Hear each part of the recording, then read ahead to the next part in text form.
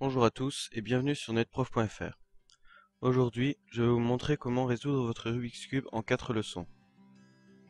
Au cours de ces leçons, n'hésitez pas à appuyer sur pause afin de mieux prendre votre temps.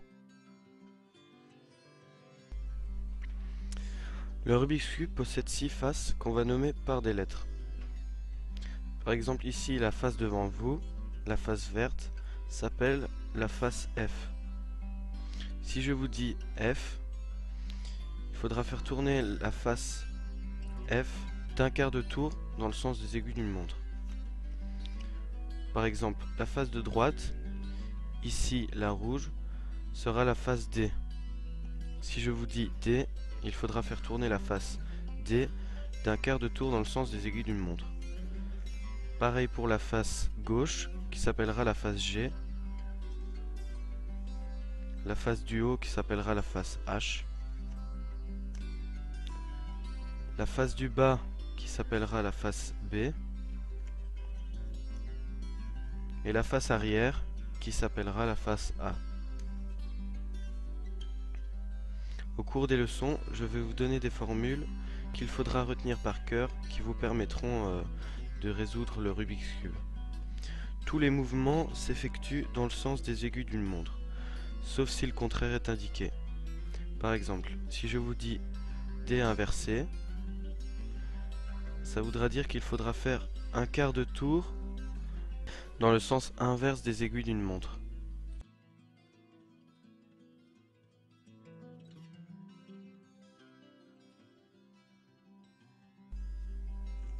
Alors, le Rubik's Cube possède 6 faces, donc 6 centres.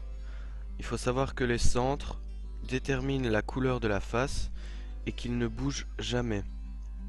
Alors, le Rubik's Cube a aussi 12 arêtes et 8 coins. Les arêtes ne possèdent que 2 faces de couleurs différentes, alors que les coins en possèdent 3.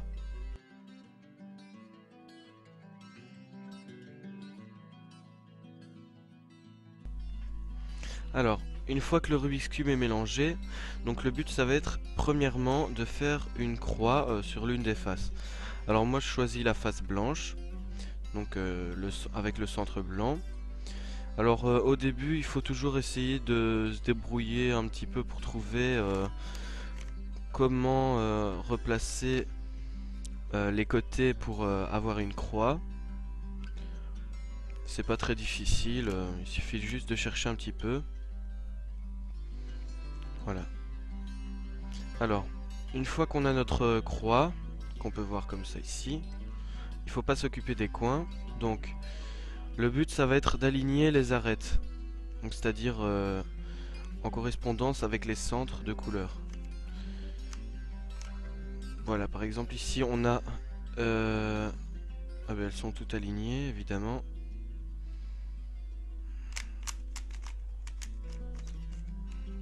Alors, par exemple, ici, on peut voir deux arêtes seulement qui sont alignées. Alors, ça veut donc dire qu'il faut intervertir les deux autres pour qu'elles se mettent avec les centres de couleurs. Alors dans ce cas-ci, ce qu'on va faire, c'est on va mettre une des arêtes vers nous, donc une des arêtes qui n'est pas bonne, et l'autre vers la droite. Et ensuite, on fait la formule droite, haut, haut, droite inversée, haut inversé, droite, haut inversé, droite inversée, haut inversé.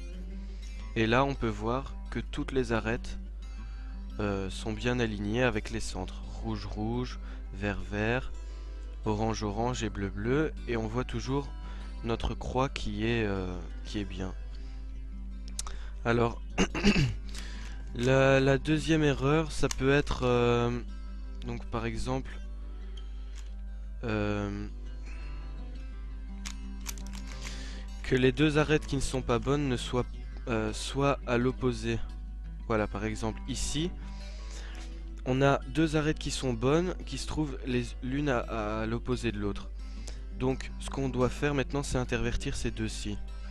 Alors, pour faire ça, ce qu'on va faire, c'est on va prendre la mauvaise vers nous et l'autre vers l'extérieur. On fait la première formule, droite, haut, haut, droite inversée, haut inversé, droite, haut, droite inversée. Ensuite, haut inversé.